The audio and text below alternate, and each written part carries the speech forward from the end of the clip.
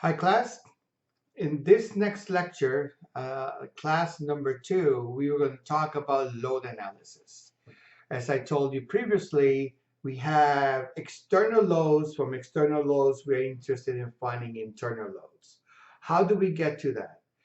But before we do that, one step back, the concepts that you need to know from previous classes.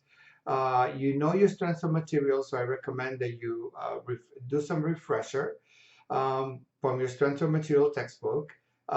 Here we're just going to give a review and expand upon what you already learned. And you also have to know how to find the centroid of a section because we're going to resolve all the loads about the centroid, and that's your responsibility to know.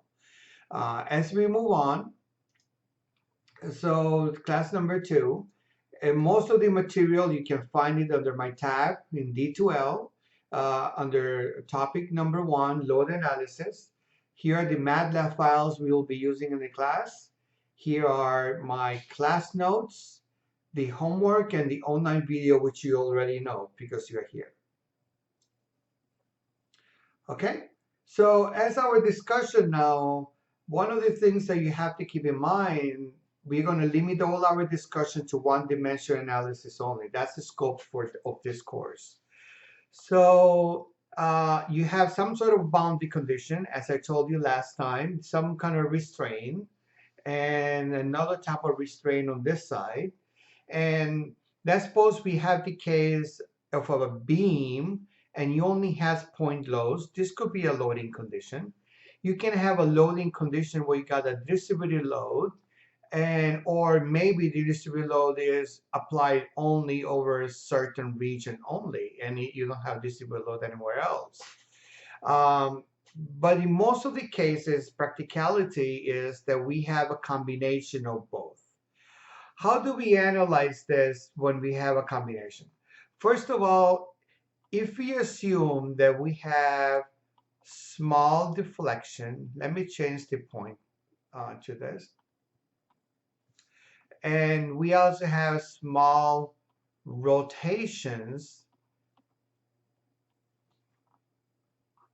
and my analysis can be considered fully elastic. Under those two conditions, under these conditions, I can use the principle of superposition that can solve this problem alone. I can solve this problem alone, and then this, the addition of this will give me the solution of this, right? And probably this you already learned in your previous classes. So the other thing that you have a lot is different type of boundary conditions. How do we manage these? Well, here, what you know is in a problem like this, you will have a reaction in X, you'll have a reaction in Y, right? It's called a hinge or a pinned boundary condition. Here, you only have, I'm sorry, I mixed these. This is reaction in X, reaction in Y. If I use the coordinate system, this is X and this is Y. Here, I only have a reaction in Y. It's free to move horizontally. Here, glider is a very interesting case. Here, you are free to move up and down, and is restricted in Rx, and you also have a moment. So it's like the fixed case or clamp. The only difference is that we are relaxing in one of the directions. Okay, here you got, you have your moment in Z, sorry, your moment in Z, and it's fixed here in Z as well. Free, well, you don't have really any loads here at the tip because it's free. The next thing that you have to, that typically you know that your beams, in the analysis of beams, you have determinate beams and indeterminate beams. The determinant beams is if you have at least 3 unknowns. If you have 3 unknowns, they are called determinant beams. As for an example, you have 1, 2 unknowns. I have one unknown here. I go with 2 plus 1 is 3. 2 plus 1 is 3. I got 3 here plus 0 is 3. So this is statically determinate B. Statically indeterminate is anything that is 4 and beyond. And why is statically indeterminate? Because we only have 3 equations. We can use, remember, any summation in x, summation in y, summation in z. We can have a summation of moments in x, summation of moments in y, summation of moments in z. And I can only use, if I'm working in 2 dimensions, I can only use the any 2 of these. Okay? Those are the moments I can use. If I'm working only in 2 dimensions, I can use only 3 equations. I cannot use 4. So for this particular example, and how do we know this? So this is a very simple analysis. If it's statically determinate, do your section cuts and find your internal loads. Otherwise, if it's statically determinate, then you got 2 options. You can use compatibility equations to determine the redundant equation, or use energy methods to determine the redundancy. In anyhow, what basically you're doing is you're converting a statically indeterminate problem to a determinate one. Just remember one thing. We as engineers, we play smart. We don't like to complicate our life. I have a solution to something, and I want to know if my new thing somehow I can fit it into the something I have. So in order to do that, we do a bunch of tricks. That's what we are doing here. I got a statically indeterminate problem. I have the solution to statically determinate one. Is there a way I can take this one and I can convert it to this one? Yes, we can. That's the whole trick in this type of problems, is to convert a statically indeterminate problem to a statically determinate one. Okay? So there are many sign conventions that we can use. For the sake of this particular course with me, I am going to focus on the stress sign convention. This is the stress sign convention. You can have many other conventions. So if you see your mechanics of material textbook, you may have used a different sign convention. So this sign convention basically says that if I take, this is my beam, and if I take a small, infinitesimally small element, by infinitesimally small, I mean that this is basically 0. You don't have this element, it's a point. So I am basically, what we are doing is, I'm taking this small point, I'm expanding it, so it looks like a rectangular, it looks like a square, or it looks like a big element, but really it's a point. I'm expanding on that point. That's what we really are doing.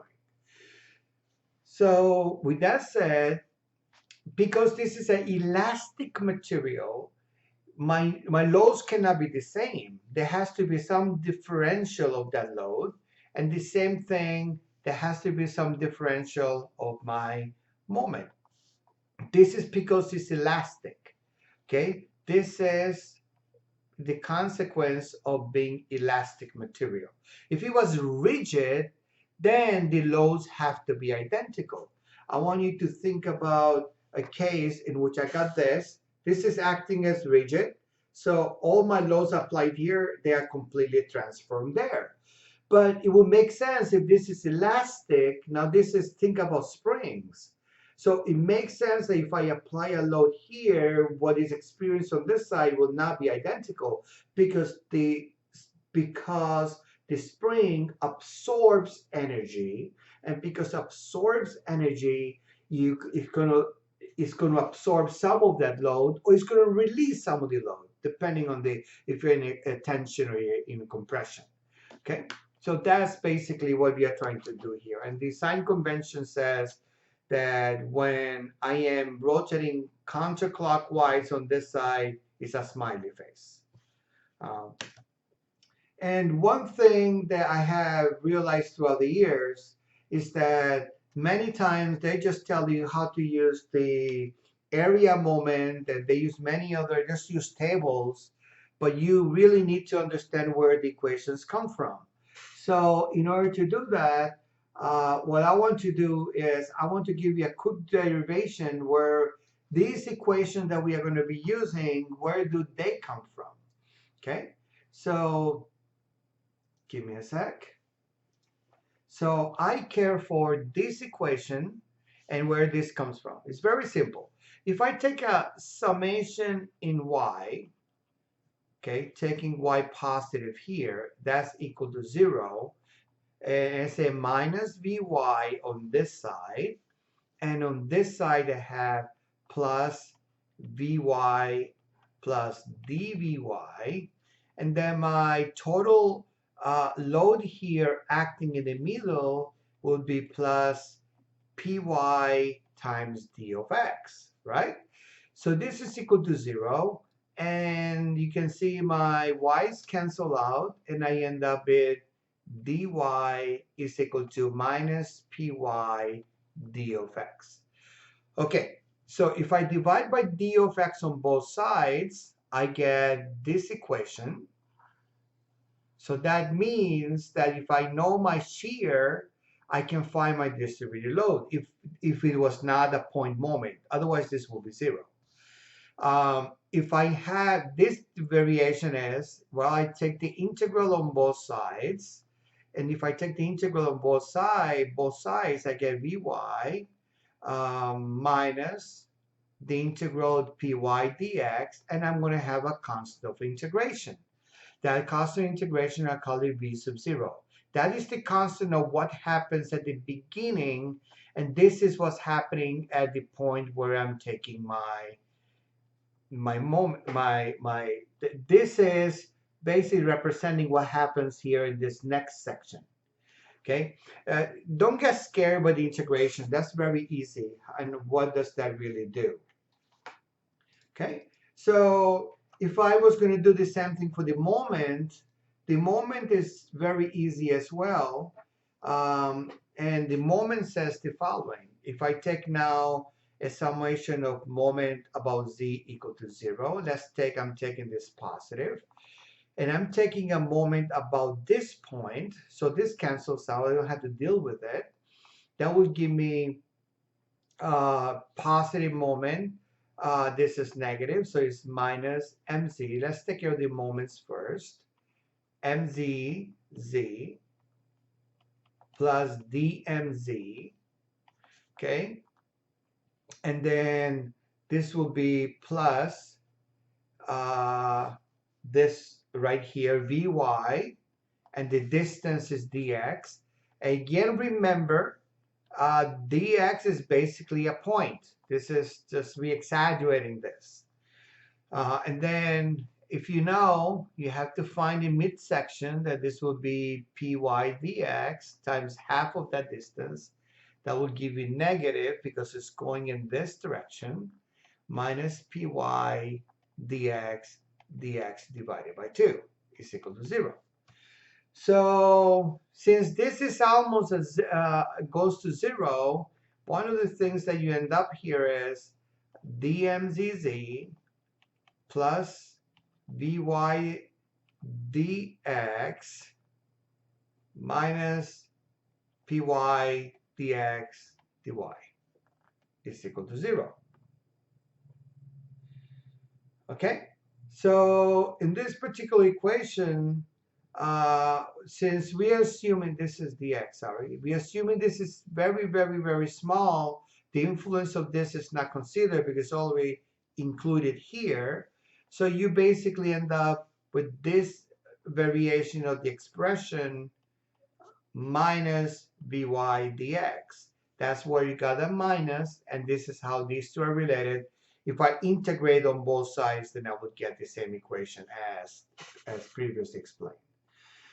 Now, typically, life is not that easy because you really have a three-dimensional state of structure where you may have distributed moments, you may have a distributed load, you might have lateral uh, lateral uh, distribution, normal distribution, and transfer distribution with their own moments, and it may have some point loads. So how do you even deal with that? Well, in that particular case, your equations actually come from something more general, and this is what they're going to be looking like.